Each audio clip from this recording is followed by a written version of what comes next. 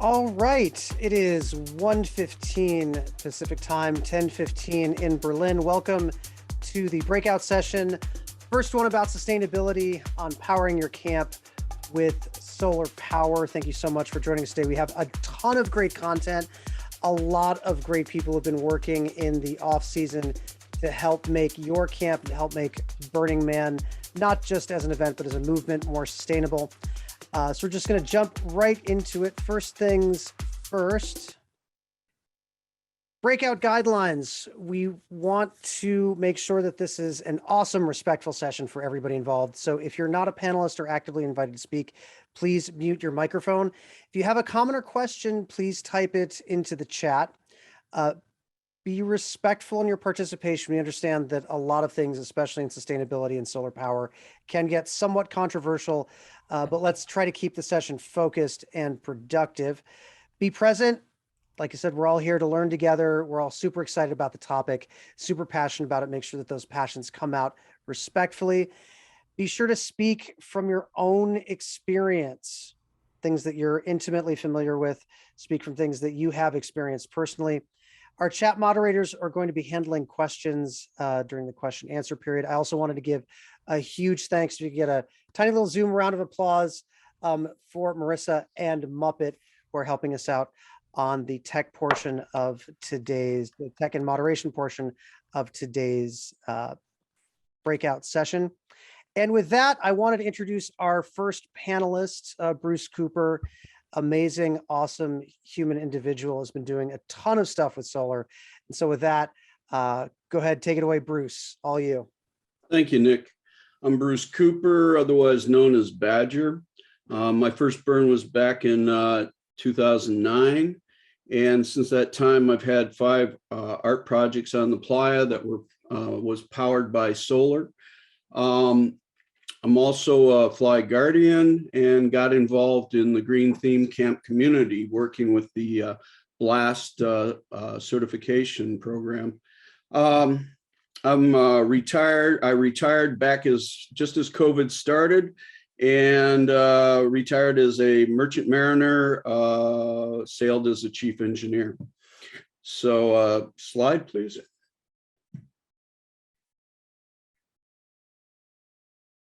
So I wrote a paper on solar powered art on the playa. And what I learned there was artists were having success using solar, but also there were some artists that were having difficulty as far as support and education, that sort of thing. And so I started a team called RAT, Renewables for Artists team. The goal of RAT is to assist artists. And right now we're working with 12 artists for the 2022 burn, and very exciting. Part of our goal also is to assist those artists as well as any other artist out on the playa that is using solar. But the first step during all this, since COVID was going on and all that, was education. We believe in education. Education makes the difference between sitting in the dark and overspending. So the idea there was to get word out. Slide, please. So we started off with Solar Power 101, where we had a 2-hour lecture series on different components of solar, and that went very well. So we also did the Renewable Energy Burner Symposium, which we had a number of speakers talking about what they have accomplished with solar and renewable energy. We had speakers from the org as well as leads and assorted other folk who had been working with solar. We also started, we meet every Wednesday at 11 o'clock Pacific time, and we started a solar skill sharpening section at the end of our meeting, and Doug will talk about that a little further. Slide, please.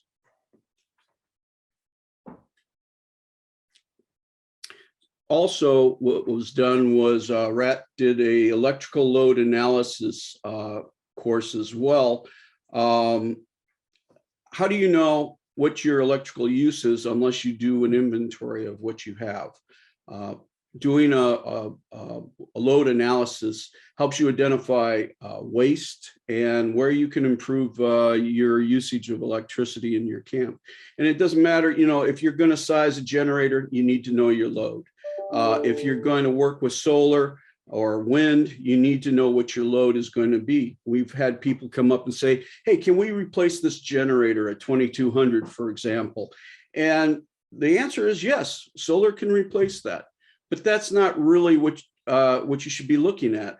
What is your load for your camp? You want to know what that load is going to be. That's what you build your solar system. You don't try and chase the 2200 or any other generator. The idea is to find out what your load is, build it to that level.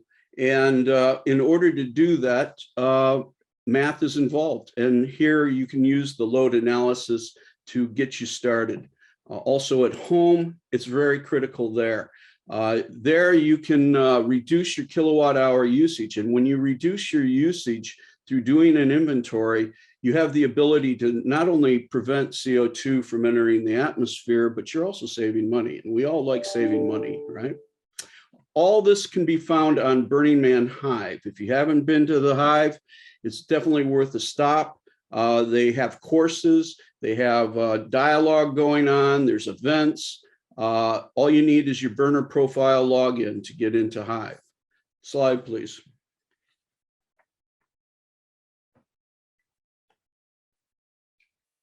So last year I was fortunate enough to go out to fly a couple of times. We got invited out to work on the BWB solar array. Slide.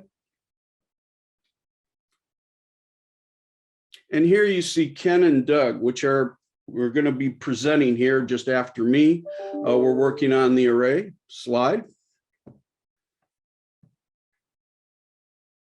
Here's the battery that we installed. Nick was responsible for bringing the batteries in. Slide, please. The controller board as well. This all got hooked up and worked very well. Great success there. Slide, please.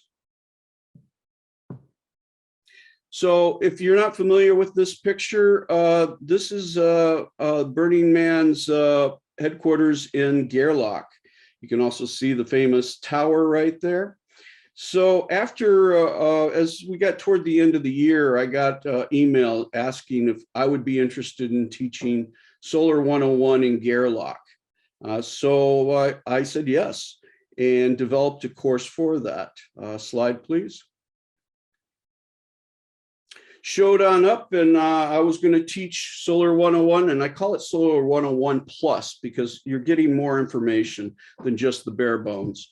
Found out that I was going to be teaching it in a saloon. Slide. And if you haven't been in the Gerlach Saloon, it's a pretty funky looking place. I love walking through there. We had the class in the back room. Slide. And here we are, one of the labs, we're working with an inverter, taking some readings, and we did have a number of different labs throughout the course. Slide, please. So I'm going to talk a little bit about what we did in the class. We did the basic system, discussion on that. We discussed carbon footprint and electricity. We worked with meters. We did a lab on produce. Produce producing electricity. And you can see the lemons there. Yes, we had lemon batteries. It may look a little hokey, but actually the students really enjoyed it. You get a chance to work with meters. The nice thing about lemons is you can't burn down the building with them. And the other part of it is, what's that got to do with solar? Well, they're hooking up lemons in series, in series parallel connections, taking readings and understanding how that works. And what's important about that? Because that's what you deal with your batteries. You can hook them in series, parallel, and series parallel connections. Same with your panels. So it is very relevant. The students did enjoy this though. And I got to admit, I've played with lemons myself and I had a lot of fun experimenting. Slide, please. So we moved on and talked about load, just like I did before. There's math involved with load, and you got to identify what that is. We talked about solar panels and testing solar panels, how to test panels. If you're going to go out and buy used panels, it's really good to know how to test them. Batteries, we talked about, charge controllers, slide please, inverters, converters, and auxiliary components. You got to be able to tie all this together: wire, connectors, switches, fuses, all that kind of stuff. We also had a section on tools. And then what we did is we put it all together and did solar math. Now, solar math is important. It's the difference between sitting in the dark and overspending, really.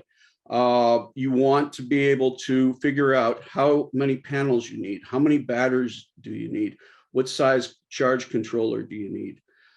So we got that done, and slide please. We built solar systems, complete solar systems. Both classes did 2 each. We had batteries, panels, load. We were able to take readings, all the things that you do with a larger system. And this was very successful. All the systems work, and we didn't let the smoke out of any of them. Worked real good. Slide. So why am I talking about this? Because coming up next week on May 8th, we're going to start the first class of Solar 101 Plus. It's a 2-day class, and that's followed up by Tuesday, May 10th. We're going to have the second class. So what's so important about today? Because today is the last day of registration, and they will be putting in a link in there for getting the registration started if you're interested. Also, at the bottom of that registration, you will find the catalog for all the other classes that are going on there. You might find some other classes that you'd like to take as well. Slide, please. If you haven't been out to Gerlach without all the hordes of people, if you haven't been out to Fly Ranch, if you haven't been on the playa when there's nobody out there, it's a wonderful experience, and you'll get an opportunity to go check some of this out if you come take one of these courses. Here we have a little sunset action. I believe that's out at Fly, it looks like.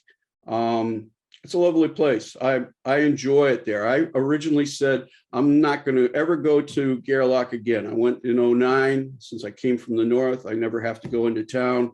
And I'm here to say that the town is funky. It's a great place to be. And when you're with a bunch of other burners taking courses, it is fun. So I want to thank you for your time. Thanks. Back to you, Nick. All right. Thanks so much, Bruce, for all of that. Sign up for Solar 101, those courses. It's really, if you've never got a chance to be a townie in Gerlach for a little bit, I strongly, highly recommend it. It's amazing. It's an amazing experience. You get to know people who really, really deeply feel Burning Man in their bones. And with that, I'm going to hand it over to Ken for a little bit about batteries, something you always need to know a little bit more about that. Ken, take it away.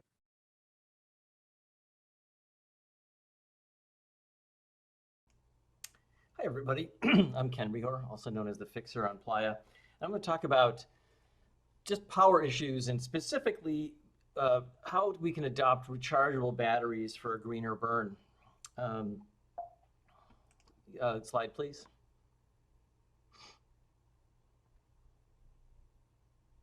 I got involved in Burning Man because of the I was as an electrical engineer in Silicon Valley. I got interested in the power distribution and power generation needs on Playa, and we had what I call the generator nightmare, where we had huge number of generators, and that created lots of distribution, storage, and care problems for fossil fuels, for diesel and gasoline and LP. And it also created another problem I call the battery nightmare, which is we end up with lots of reuse of single-use batteries. So I started looking at like what is it that we actually need energy for on Playa? And there's actually a really broad range of energy needs. That ranges from what I call personal power, things like your costume lights, your bike lights, your flashlights, don't be a darkwad, to art projects, to your camp, whether that's powering your RV or your tent or your kitchen, or even powering the man. How do we light that up? So there's really a broad spectrum of uses, and a broad spectrum of the amount of power that you need, and how you're going to, when you're going to use it, and how you're going to use it. Slide, please.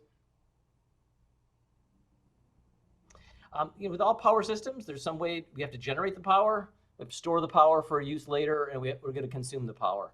So in this case, we're focusing on how do we make our usage. We really want to get rid of generators, fossil fuel systems, and again, this idea of single-use batteries, which are extremely convenient in what I started with, but we really want to get rid of them. Slide, please. So there's three groupings of what I consider power systems that we can use on Playa. And as I mentioned, this whole idea, we can use individual cells just like what we're used to, just batteries. AA batteries are just ubiquitous on Playa, and many of us would just be going to Costco and buying these 48 packs of these batteries, so we'd have plenty of power for the week. But it really is not environmentally friendly. So, but there's a lot of a lot of easily replaceable solutions for this, and those can either be just individual rechargeable cells that you can just pop into whatever device that you are using those single-use batteries for. For larger power systems, you can use you might have specialty packs or modules. That might be something that you build with multiple individual cells. You might be something you buy, like a drop-in replacement 12-volt battery. Might be something specialized for your drone, your camera, even large flashlights or camp lights, those sorts of things. And then there's I want to build a complete system, and this system consists of maybe a solar charge controller, or at least some sort of battery management system controlling all these individual packs. It may even include an inverter or DC to DC converters for different voltages. And these can range from something that you build, like I did in 2019. My first solar power project was based on a Tesla used battery from a wrecked Tesla, which powered my RV for the week. It could be something as small as something that fits in your pocket. Could be and just in the past several years, there have been just an incredible plethora of larger scale systems that are portable yet have a lot of power. And next slide, please. And one of the things I wanted to just really cover is that it's super easy to use off-the-shelf battery packs instead of using single-use batteries.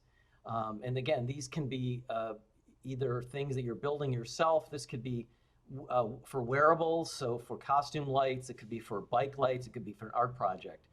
And any place that you might have used a single-use battery, a AA, a AAA, D cells, 9-volt batteries, those can be all replaced. You can just pop in a variety of rechargeable individual cells. Some of those individual cells can be recharged individually, or you can get packs, charging systems you can put a number of batteries in them to charge a variety of number of batteries or a number of sizes altogether. Or you can just go buy a variety of packs just off the shelf, and those packs consist of rechargeable batteries, circuitry for charging them and preventing overcharging, converting to different sorts of power. They may have a battery status indicator, so you know how much it's charged or how much charge you have left to use. And they can be used for a variety of kinds of projects. So I've used these I've used 5-volt versions of these, the USB batteries to power LEDs for costume lights. In some cases, I've used them for 12-volt costume lights. I've used them on my bikes. So you can just buy these right off the shelf, completely made, just plug them in. Or if you want to do something, if you already have something that you want to convert to renewable energy, it's very easy to just buy rechargeable batteries right off the shelf. Next slide, please. There really is an overwhelming range of solar power options now, ranging from something, a battery with a solar panel built in that you can stick in your pocket, to backpacks, to luggables, to systems with built-in fold-out solar panels, to ones that you roll around and ones you have to pull with a truck. You can find a system off the shelf or something that you can build really easily. You really have to just understand what are your needs and what are your goals. Next slide, please. So from that standpoint, I suggest a couple of things that we've built as part of the Solar 101. Bruce mentioned the Solar 101 tutorial that we did and the Solar 101 Plus that he's doing in person. You can find that on Hive. Two really key things, two questions are always come down to how much power do I need? And we have a presentation on how to calculate what your load requirements are. And another presentation, how much power am I consuming? How to measure your power, whether it's 120 volt AC sorts of loads or 5 volt loads or 12 volt loads. There's some really good description there of figuring out how much power am I consuming. And then lastly, there's one new thing that we're just starting with is with this plethora of options of battery systems out there. So you can calculate how much you need, you can figure out how much you're consuming, but is the product that you want to buy actually going to work to meet these needs? And we're starting to define, a few of us are starting a new activity that's actually, I'm calling the Solar Power Testing Group, and this is just a simple activity where we're looking at how do we actually test whether these systems will meet any one particular need, and especially things like on playa where it's extremely hot, it's dusty, is it suitable for portability? Is it going to meet your power needs? So if you're interested in that, email us, and we'd love to hear from you. So that's all I want to talk about batteries. I could talk about this for hours on end, but hopefully this gives you an idea of where to get started. And we do end up talking about a lot of these things for hours on end on Wednesdays. That's right. Which, as you can tell, this is kind of an old hat crew here. With that, going to pass you on to Doug, who's doing an amazing job helping get everybody skilled up and bring everybody up to the level of some of the experts that we have here on the panel. So Doug, tell us a little bit more about what RAT's doing with skill sharpening. Yeah, thank you very much, Nick.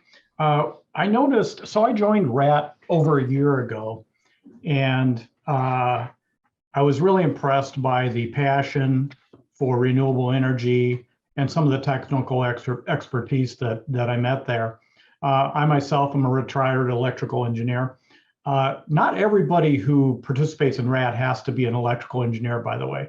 We love having people of all disciplines and all skill levels join and get up to speed.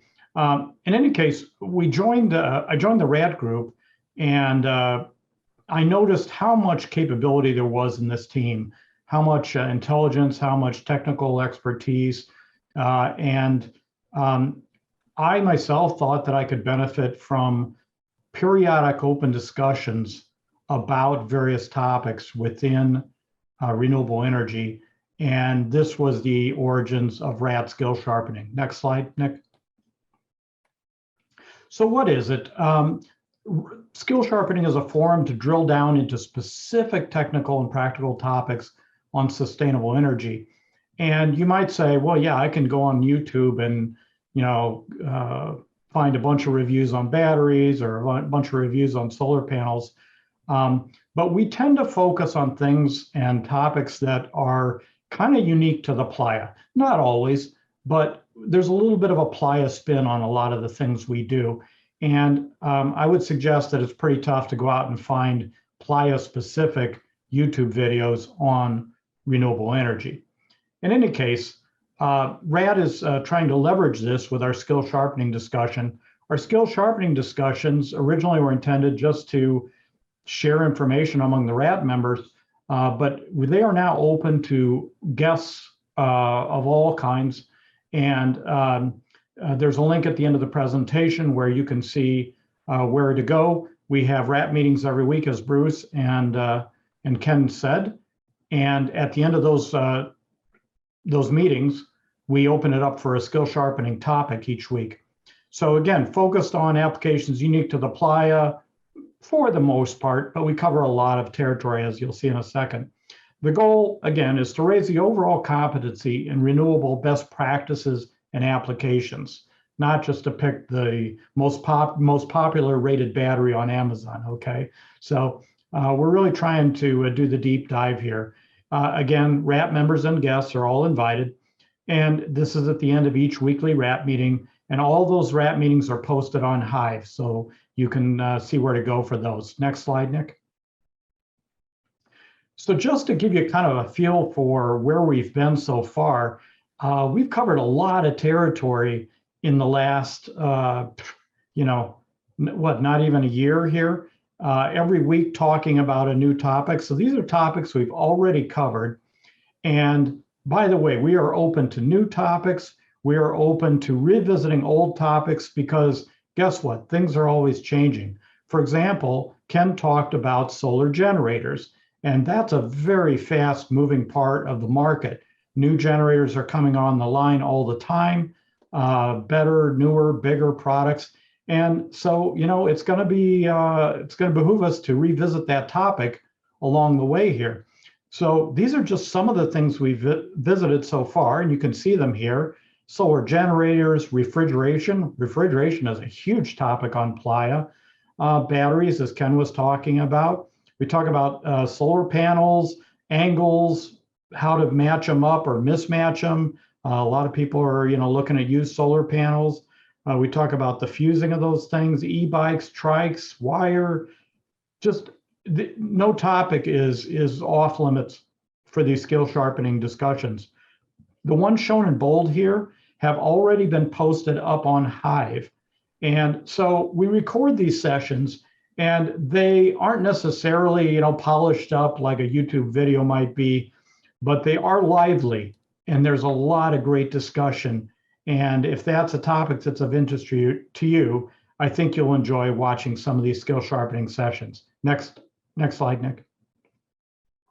So these are some of the topics that are coming up, and some of these are already scheduled and more to come. We're adding topics all the time. So we're going to revisit solar orientation, for example. That's the orientation of the panel, that is.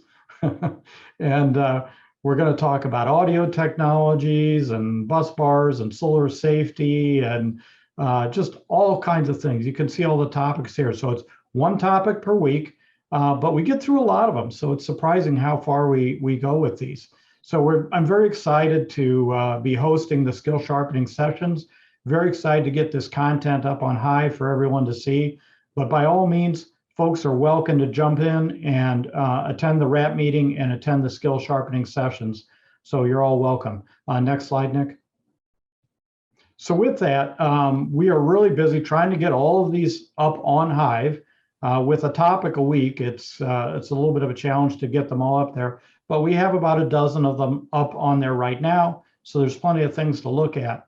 And this is the location where you can find the content here. And I think that also got posted in the chat earlier on. So with that, I hope to see some folks here, not only just listening to skill sharpening, but also I know there's some really impressive skills out there in the public, in the Burning Man community. And I welcome all those folks to contribute and raise the overall capability. So thank you very much. And everybody have a great burn. I'm going to turn it back to you, Nick. Awesome. Thanks so much, Doug. Just to give you a little preview, we actually have some systems that we have deployed and tested at regionals coming up towards the end of this breakout session. But I wanted to introduce another person who's been joining us on our Wednesday meetings, Phillip, who's going to be talking about the system that he's in the process of building. So Phillip, are you good to go? You've got your slides, everything ready? I'm good to go. All right, take it away. Great. So my name is Phillip. I came with Westopia. I have been digging into solar a lot over the last couple years, actually. I started this journey before COVID and was going to get ready to bring solar to the playa in 2020. Really, that didn't happen. But I had done a lot of research, and shout out to the whole Drew at Hotel California for getting me started. And I kind of picked this up in this investigation a few months ago. So big shout out to Nick and everyone else and like the RAT team on Wednesdays. They've been really helpful as I just bombard them with questions and really figure out exactly what we need. So I'm going to take you through about 15 minutes of a slightly more technical deep dive of the nitty gritty on kind of like how you start building your system from the ground up, as I've been doing over the last few months. And I'll have a few diagrams to show you, and hopefully you'll come away kind of really understanding what it means to really start putting together a system that'll work for your camp. Next slide, please. Okay, so the background, why are we doing this? I think that I'm going to be preaching to the choir here, but clearly we desperately need to slash our carbon emissions to avert the worst of climate catastrophe. It's really bad, like it's really bad. Please call your elected officials. So trying to do our part to do that means that let's move on to renewables as quickly and radically as possible. I strongly think this upholds the Burning Man principles of radical self-reliance and civic responsibility and leaving no trace. My first burn was in 2019, and what surprised me the most was how carbon intensive it was. You know, I knew that it was a very kind of radical community, but you know, between the art cars and the camps for the big generators, while understanding that not every camp does, there is just a ton of just generators going 24/7 as you bike around the playa. And I was like, wow, it feels like we need to change this. We really need to accelerate this. We need to do better. So I went to my camp and I was like, let's move away from our generator and start moving on to solar. And they were really supportive. And that's what kicked us off. Next slide, please. What are we not doing? I think this is important. I know that from my camp, we're not attempting to be purists overnight. We have a lot of power needs, and it is not practical for us to go fully solar overnight. So for this first year, I'm designing a system that's planning to move 5 to 15% of our energy needs onto solar. It's a really scalable system. I want to work out the kinks. I do feel strongly that both by bringing our power down and increasing our solar every year, we can really start to get there in the coming years. But I think that it is okay to be incremental, to learn as you go, and to not try to do everything overnight. Next slide, please.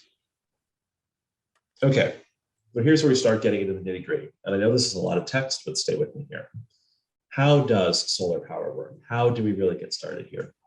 So you have a power load, 10-watt device. You'll find this on any microwave or lamp or bulb.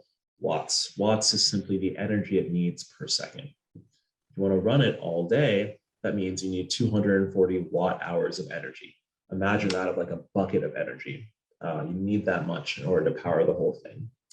You need a battery that can hold that bucket of energy. Imagine it's kind of in liquid form, a battery or a bucket, whatever metaphor you want. You need something that can actually hold that so that you can like give it to that device throughout the day. Great. So now say we have a battery, a kind of a container, a vessel for this energy that's capable of holding that much energy. Now you need a solar panel capable of filling that bucket, that vessel up with 240 watt hours in a day.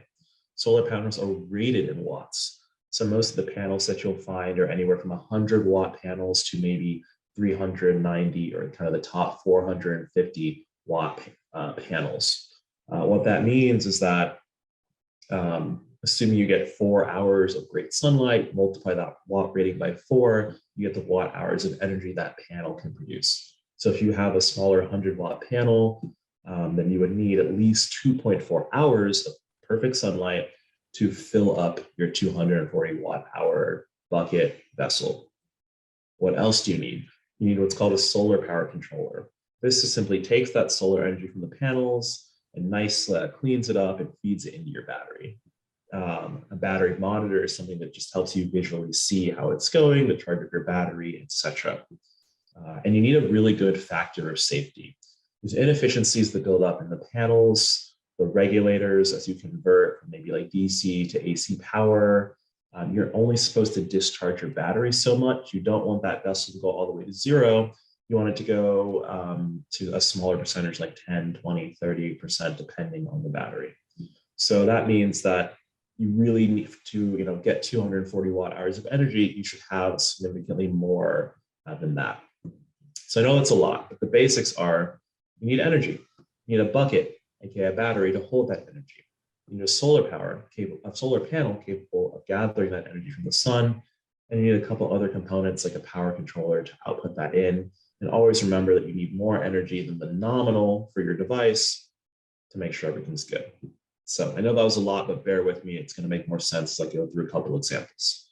Next slide, please. Okay, so what does this look like in practice? Here we have a cute little diagram which helps you kind of visually understand. We have a couple panels that are feeding into a charge controller. That charge controller is connected to a battery, and that battery is also going to an inverter, which is going to turn that into AC power. So that's really it. Panels, charge controller, a nice battery to hold it, an inverter that you plug in just like you plug in a lamp at home. Pretty doable, right? Right, great. Next slide, please. So let's go through an example. I always love examples. Say you want to power some cool interactive art exclusively with solar energy. Say you have 6 meters of LEDs. These are just generic addressable LEDs. My favorite that I like to work with. That is drawing a little over 10 amps total max current. That means that at 5 volts, it's a 54 watt load. Just remember, watts are just voltage times current. Now say we have a big battery that holds 2.5 kilowatt hours. So a 48 volt, 50 amp battery will give you that. Now that's a pretty hefty battery. It's probably going to be about 20 to 30 pounds, but it's pretty standard in this realm. So now you're like, oh, well, is this enough? I don't know. Well, you already know your load. It's 54 watts. Let's put a factor of safety on it. Let's say, okay, 1.4. That's going to be like inefficiencies in the battery. You don't want it to get too low. Maybe the regulator, if it's going to AC power, that means really we only have like 1.7 kilowatt hours of energy. Now, if you divide that by 54, you're like, wow, we're good to go. I only want this to run for 8 hours a day, maybe at night if it's a glowing piece. And this gives me 31 hours of runtime. So we are set. So that is really roughly what the calculation looks like at a very scaled down level for figuring out how much power you need. You need to know your load. It could be a microwave, it could be AC, it could be a 54 watt glowing piece of art. Like in this case, you need to know your battery, how much it can contain, and then you can really quickly divide one by the other to understand how many hours that you can power your device and make sure you have a factor of safety in there. And these slides will be available after if you want to just kind of let it wash over you now and then kind of do that nitty-gritty deep dive later. Next slide, please. Okay, what is the STAR? I just set out to actually design a system for my camp Mistopia. I named it the STAR because it sounded cool, and it's solar and whatnot. I know, not really a big jump, but bear with me. And I decided I wanted to store 10 kilowatt hours of energy.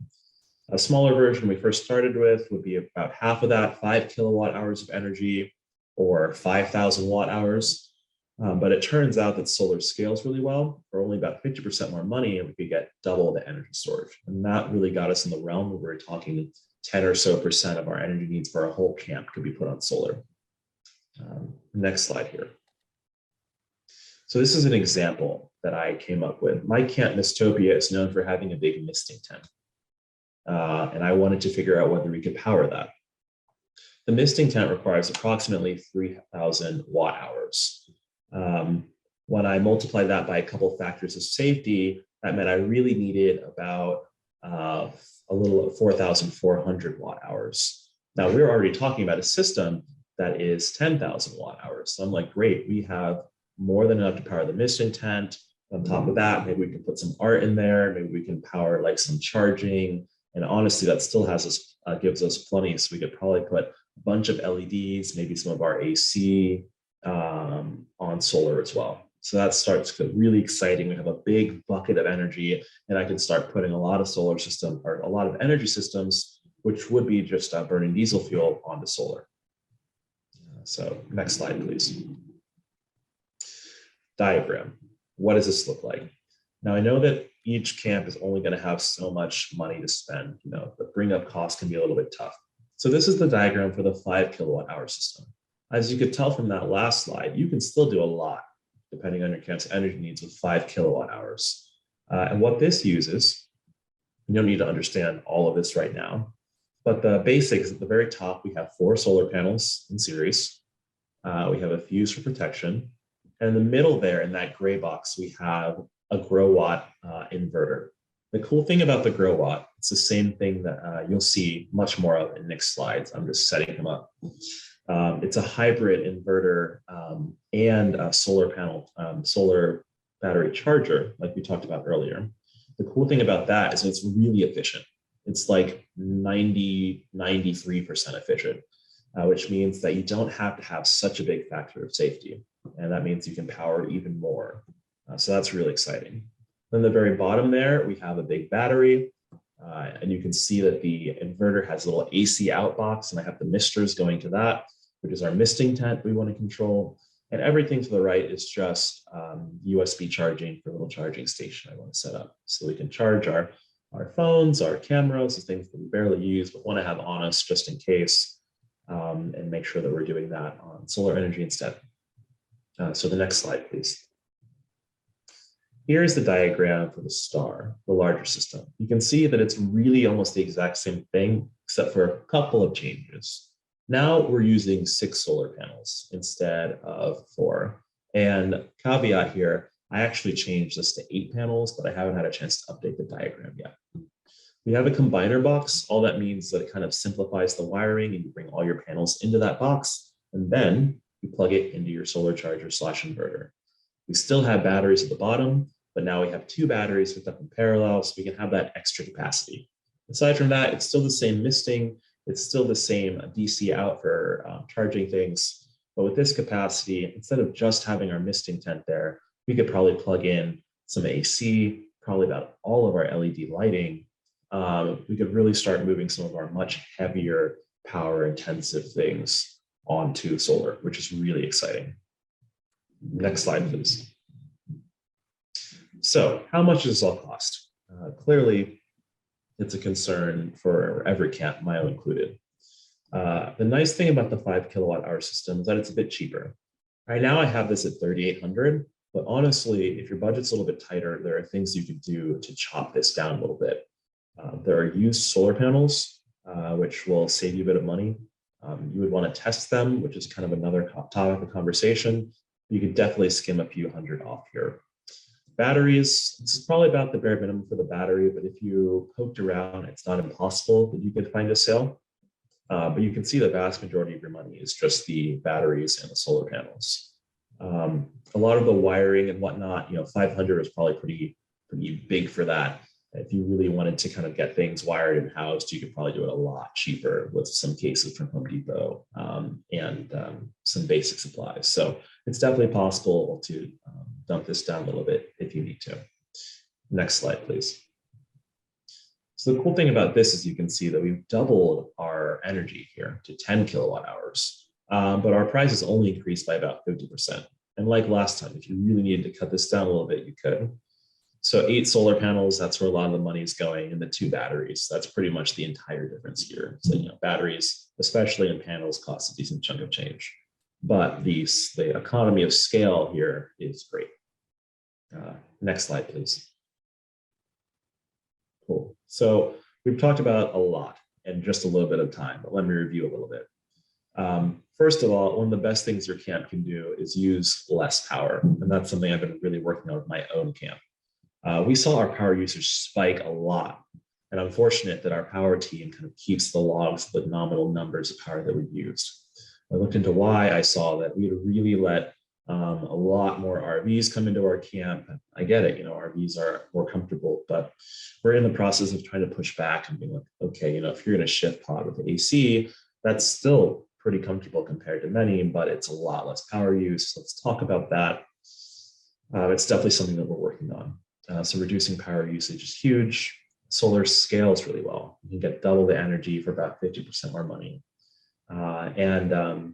In conclusion, I would say that solar, once you kind of look at the basics, it's really not as complicated as it might seem. It's just a few components. It's panels, it's batteries, it's battery chargers, and maybe just a a battery monitoring system, if that, and a simple inverter so you can plug in all your AC appliances just like you do at home. So that's like 5 basic components.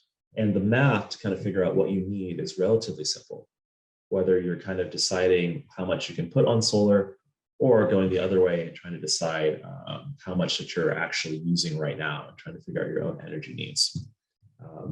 So it's actually a lot more approachable, I think, than it looks once you get your head around like the 5 main components, a little bit of basic math, and then you can start ordering things and putting it together and making a system that works for you.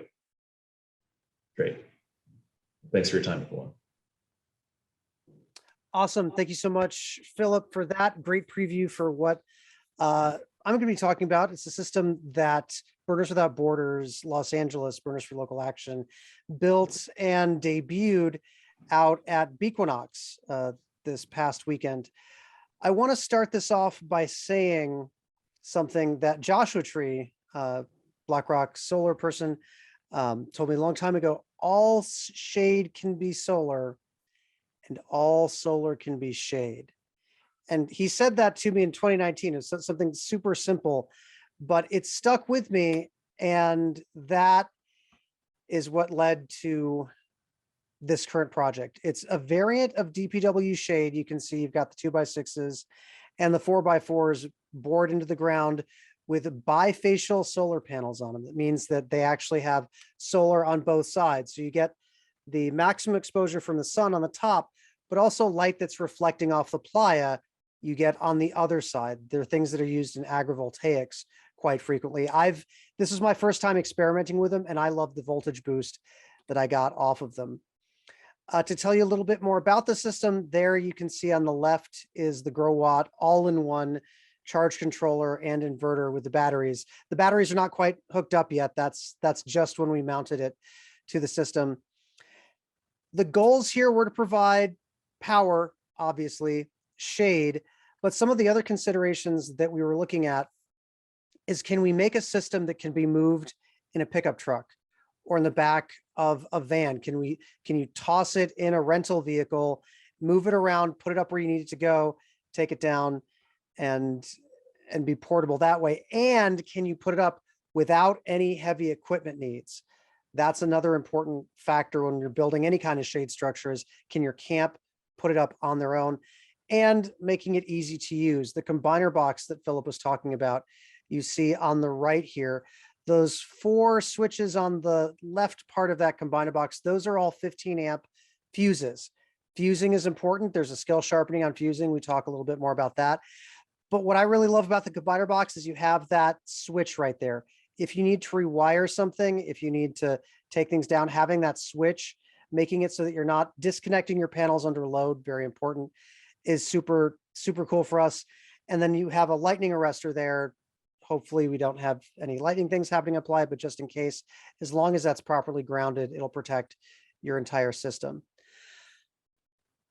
We have the basic bifacial solar panels that you see there, framed in 2x4s and attached at attachment points, which also very handily tuck in the cables that you see right there. Then 2x6s are on the sides of that. Those 3 panels and 2x4s bolted together get bolted to 2x6s, which are then attached to the 4x4s, which raise up the structure. The whole thing, a 12x24 shade structure of solar panels, fits in a 10-foot box truck.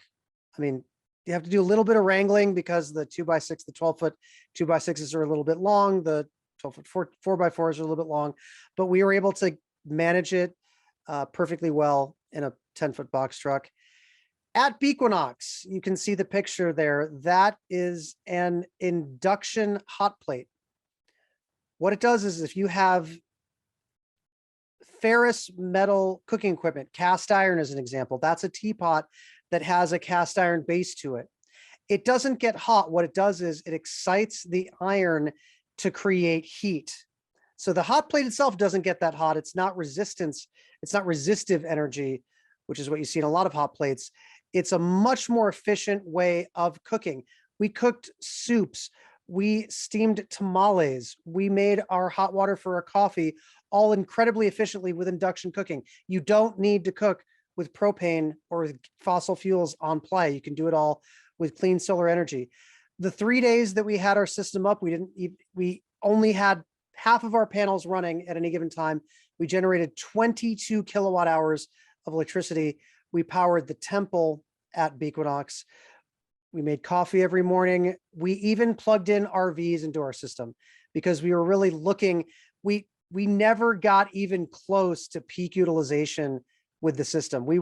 I really wanted to plug in and recharge a Tesla. If somebody had come up to our camp and brought a Tesla, I would have plugged it in just to see what happened. We ran charged power tools.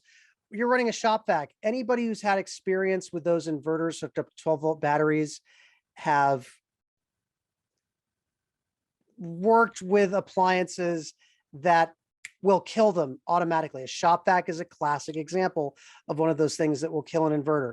We ran the shop vac all the time. If there's dust in my tent, I was like, you know what? I'm just going to shop vac my tent. We ran the shop. We even sucked out dirt from the holes that we were boring for the shade structure with the shop vac. And it was amazing. We never hit I really wanted to, but we never hit more than 50% system utilization. There it is from another different angle. The only tools that you really need to put it up once all the holes are drilled is a wrench, a ladder, post hole diggers, and depending on a mallet and a shop vac are also helpful.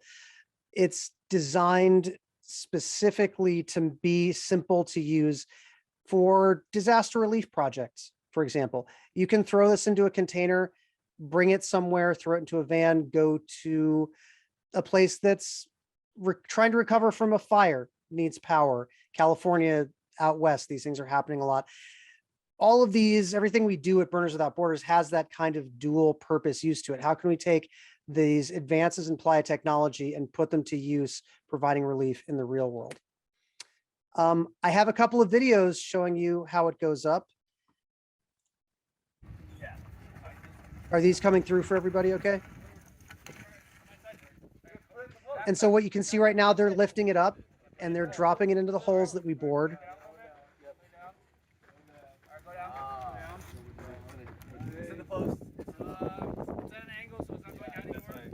Lift it up. The people who are lifting, lift it up on the sides and walk it back. Here, let's go on this side and do it. Okay.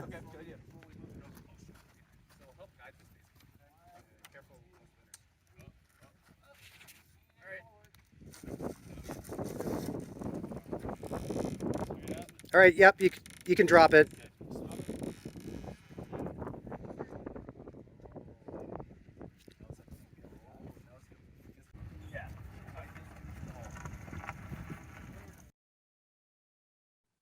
And then one thing I want to point out, we have two holes, two bolts that go into each 4x4 to make sure that you have that proper rigidity for it. But for moving it around, for putting it up, we use only one bolt for the 4x4 so that they flex and move to allow people to lift them up, drop them into the hole. Then you get on the ladder, pop in the second bolt, and it's perfectly rigid. Once you fill in those holes, 40-mile-per-hour winds, it didn't budge. Can't look like it looks like a big effort. You'll also have to pardon us.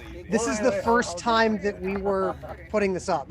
We had actually never actually done it. Hey, Fred, just for the video, Smoothie, explain the process to everybody. Everybody get on the frames and the post. Oh, right here. Yep. And then once we get a certain height, then we all get on the post. We need somebody on this post. Right, so maybe another person on the post right now? Yeah. What are we lifting? We're lifting straight up. Okay. Ready? As this? All right, on three, guys. 1, 2, 3. All right, posts come down. All right. Get the posts come down? Yep. And towards. All right, so more people get on the post down?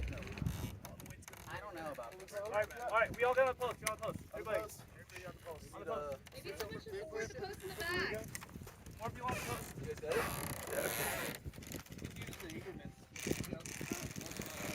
Yeah. Yep. It's coming. All right. Keep going. All right. We're in. Going in. Good. All right, straighten out. Can't look like it looks like a big effort. And coming down, same process. All right, you resting? Oh, they're going back. They're going back. Yep. So we're going back. I got it. Okay. Yep. Now they lower it. Yep, we got it. Notice that in classic burner fashion, we had far fewer people for teardown than we did during setup. Yep, and then just drop it. It's good. Yep, I got it. Yep, I got it. Perfect. Okay. All right, you resting? Good? Yeah. 1, 2, 3, pop! Okay. We're walking back. Walk slow. We're walking back. Walking back. Okay.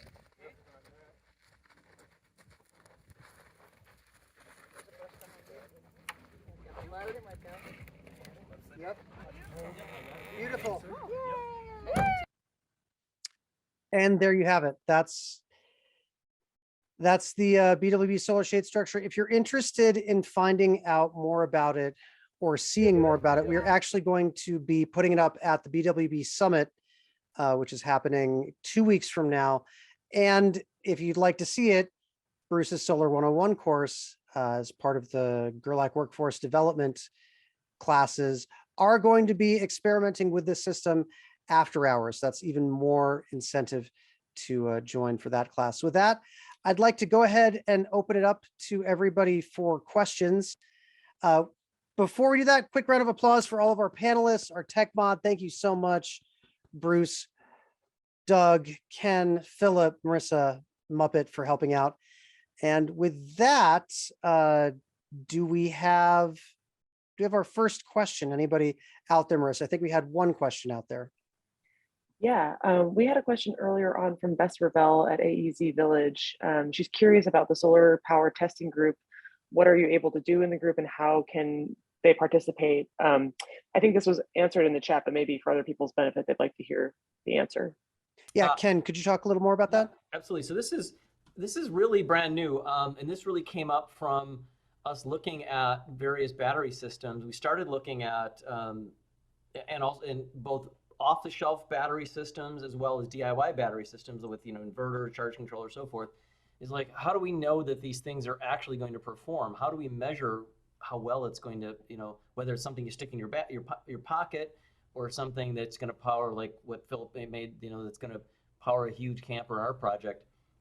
And so we started, this actually came up when Doug did some great analysis on one little battery pack that we looked at, and I started looking at this, and for a long time I've been saying we need to come up with some way of measuring these systems, but Doug did some analysis and I said, I want to duplicate that. How do we go about measuring these systems? And so we're just starting this activity to figure out how do we come up with a common way of measuring things so that everybody can measure their systems. So anybody that's interested in this sort of of work of actually performance measuring of systems and being able to compare systems, please let us know. The email is in the chat and also in the document, but solar power testing group at Gmail. Great. Awesome. Thank you so much, Ken. Marissa, what was our next question? There was a question from Scott Williams. Are you considering wind generators? There's a bunch of wind out there, and there was a little bit of conversation going on in the chat about that as well. Doug or Bruce, did you want to get? Yeah, Bruce, I'm going to let you get this going, and I have some thoughts on this as well. Yeah, well, renewables for Artist team. The only thing we excluded was nuclear power and geothermal. But wind, we want to bring that in, but we don't have the expertise. Now, I understand from my reading that there's a lot of similarities between solar and wind, but there's also some distinct differences. If there's anyone that wants to join us that has wind experience, we welcome that information and that experience. That would be great if you want to join us. But it is one of the options. The one thing about wind, you have to have, instead of the real estate, you have to have the clearance in order to put up your mast. And typically, my understanding is you need to be at least about 30 feet up above the ground, give or take. So there are some different considerations with wind, but we definitely like to learn more if you have something to share with RAT. Definitely. Thanks. Doug, did you have anything to add? Wind, just like Bruce said, it's a slightly different beast. There are some charge controllers out there that will let you do solar and wind combined, as opposed to solar, which generally has a slightly nicer voltage curve as the sun hits it throughout the day. Wind is much more variable. Wind power is much more variable in the sun, which provides opportunities, but it also creates a lot more complications. And it's slightly more hazardous to deal with just because flying rotors, different things like that can happen. But I'm excited for it. It is something that I hope we can bring in. It's a way of generating power at night, as people who've been out on Playa tell you, there's definitely wind at night. And I just want to reiterate what Bruce was saying. If it's something that you've experimented with or have a lot of experience in, please join our Wednesday meetings. What time are those, Bruce? Yeah, RAT starts at 11 Pacific time, and then the renewable starts right after us at noon. And a lot of us just cross on over and kind of sloughs into the other time period. But yeah, please join us. Okay, awesome. Marissa, what do we have going on next? Yeah, there was another question during the Mystopia presentation, so this may have been for Phillip. I'm not sure if someone answered it, but Dr. Steve asked if you scaled again to double current, would the savings be the same? So I'm not precisely sure which that was referring to, but maybe Phillip wants to answer that. Or... So most panels have what's called like a certain current rating. It's usually close to about 10 amps. I might be getting this question wrong, but if you put the panels in series, of course, it stays the same. If you put them in parallel, then your current will double. This is kind of elementary EE, if you're familiar with kind of the basics of electrical engineering. So this is a concern for your solar panel, in this case, our hybrid inverter charger, because it can only handle a certain current and a certain voltage. So with my second configuration with the panels in parallel, that means it does need to handle at least 20 amps. Fortunately, it can handle up to 40. So Steve says he was referring to doubling the overall size of the system. So Steve, you mean doubling from like a 10 kilowatt hour system to a 20 kilowatt hour system? Great. So that would, I haven't actually done the math to figure out whether that economy of scale would remain the same, but it certainly, I don't know, let me think about that for a hot second. You would have to buy 2 more batteries, which would be more expensive. It certainly would be, it might level off as your energy increases, but it wouldn't, like that kind of economy of scale wouldn't get worse. Also, once you start looking into that many batteries and that much storage, then you can look at like bigbattery.com. They have some really nice batteries that can actually hold like, 20 plus kilowatt hours without you needing to put multiple batteries in series. So it might start to make more sense at that level. You might save some money by buying 1 big battery instead of 4 like in parallel. So I would have to like do the math and like put together a bill of materials for a system that can handle 20 kilowatt hours. But I suspect that you're still going to see at the same or less watts per dollars per watt. Actually, really quickly, that is a good question about 2 separate systems. So Hotel California, who got me started on this, they use 9 smaller systems around their entire camp. They call them ARCs. They're like 2.5 kilowatt systems. That's great. A lot of redundancy, which as a mechanical engineer, I'm a big fan of. In our case, we needed to power more than a single 2.5 kilowatt hour system could handle. So it made more sense for us to have a bigger system. But if you have a lot of smaller needs and you value redundancy and you don't have any really big power pulls, then a smaller, more redundant system might be a great idea for you. Just additional thoughts on that follow-up question. One of the key strategies that we're using at the Burners Without Borders camp on Playa is right-sizing systems to our loads. As theme camps, larger theme camps are probably used to having everything run through one big generator. We've got spider boxes running all over camp, and it doesn't matter the priority of the loads, they all plug into the same place, and that's it. one of our strategies for going 100% renewables in BWB is making sure that we're designing solar systems that are very well adapted to particular needs. So for example, our lighting systems, which function primarily at night, we're going to have a lot more storage, more batteries, and our array is going to be sized to properly charge those batteries with the amount of sunlight that we generally typically have. Air conditioner systems. We don't really need as much storage because those air conditioners are going to run primarily in the heat of the day when our generation capacity from solar is at its greatest. And thinking along those sorts of lines, we develop smaller systems that are geared specifically towards uses as opposed to generating one gigantic system like we're trying to replace a generator. There may be some more efficiencies in a larger system in terms of raw generation, but those efficiencies start to disappear when you think about all of the different ways that mismatching our loads and mismatching the timing of our loads come into play. So I hope, so that was really great series of questions. But with that, Marissa, I think we wanted to get back to our regular stack of questions. What do we have next? Okay, from Elric Centers, can you use a Tesla as a battery? Ken, you have a Tesla. I'm gonna give this one to you. I do, yeah. Tesla does not allow you to draw power out of the battery pack, unlike some of the other EVs, and that's a policy change. It's policy decision by Tesla. But people have used batteries from wrecked Teslas in their power walls and in things like that. Do you want to talk a little bit about that, Ken? Yeah, that was actually the first power system. I kind of briefly mentioned it, but that's the first power system I built. And in the picture behind me, I put some panels up on my rented travel trailer and powered my my burn with a wrecked Tesla battery and a system I built myself. The chemistry in the Tesla batteries is not nearly as safe as the LiFePO4 batteries that are much safer, and I would really recommend most people buying them now. And the new systems like that Phillip talked about and that Nick talked about, those are all using much safer battery technology.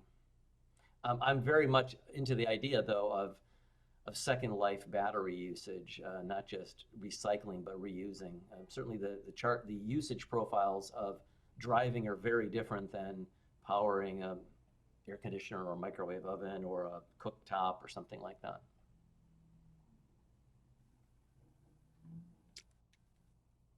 Okay, so the next question comes from Lucy Sparks. How did the flexible Rhenology panels used at Fly work? Did the panels attached to the canvas tarps with Velcro work? I think the ones that Lucy's referring to specifically were what we experimented with last year or 2 years ago. They didn't work exactly that well, but we didn't dedicate that much time to it. But I think, Doug, you have more experience with those, don't you? Yeah, so some of the flexible panels that are out there are pretty good. They're not quite as efficient as your rigid panels, but they're still pretty good. And I used a 300-watt quad fold flexible last year, and it did really well. The only thing I would say about the flexibles is don't rely on Velcro. You need grommets. Awesome. Thanks, Doug. Okay, the next question is from Stephen Chun. This is for Nick. How were the panels attached to the shade structure? If there is rain, would it catch and weigh heavily on the panels? The panels were attached with 2x6 cross braces that were then attached to the 4x4s. The 3 panels at once weighs 240 pounds and it's distributed. And the load calculations when we were figuring out which kind of carriage bolts to use and how much support were for a deck that has 20 to 30 times the pounds per square inch calculations going into it. So we were fairly confident that how we were rigging it would hold those panels very well. Rain, there's a very tiny little bit of lip in the 2x4s and the panels, which might hold a little bit of rain. It rained during Bequinox. Most of that rain just beat it off in the wind, and it wouldn't add that much additional weight. Any water would pretty much just overflow over the lip. if we had the real thing that we were concerned about is really dust, because when water mixes with mud, that adds additional weight. But even then, we could stack 2 more of those exact same panels on top of what we had existingly, and the structure would remain. Future versions of the structure, actually an earlier version of the structure we were considering, which we then simplified down, or a mechanism to actually tilt the panels, which would maximize the energy generation from the panels and help us clean them. But we decided with a shade structure, we wanted to have that shade structure be perfect, complete shade for us at all times. And that's what we're going to be doing out on Playa this year with this set of shade structures. Hopefully next year, we might put in a couple of innovations in future prototypes. Great. Just wanted to acknowledge we only have 4 more minutes left, and we do have to end right on time, so the next group we can relinquish the room. The next question is from Gordon Hamachi. If you had many panels but no controller, inverter, or battery, what kind of system capacity is possible with a budget of a few $100s? I'll take a quick crack at this one, and then I'll probably quickly relinquish the more experienced folks. You need at least a couple of those things. So some people don't necessarily use batteries because you can pull directly from panels, charger. There'll be no storage, but like if the sun is shining and you're pulling directly, that's possible, but you would still need some additional components to pull that energy. And it would, of course, be a little bit capricious because there'd be no energy storage. It would just be when the sun is shining, you can power some things, you can charge and everything, but you can't store. It's great if you already have the panels. I would say save up some money, look used. I think it's probably for the best to put together that full system. You would have to be a little bit strategic about when and where you order your components from.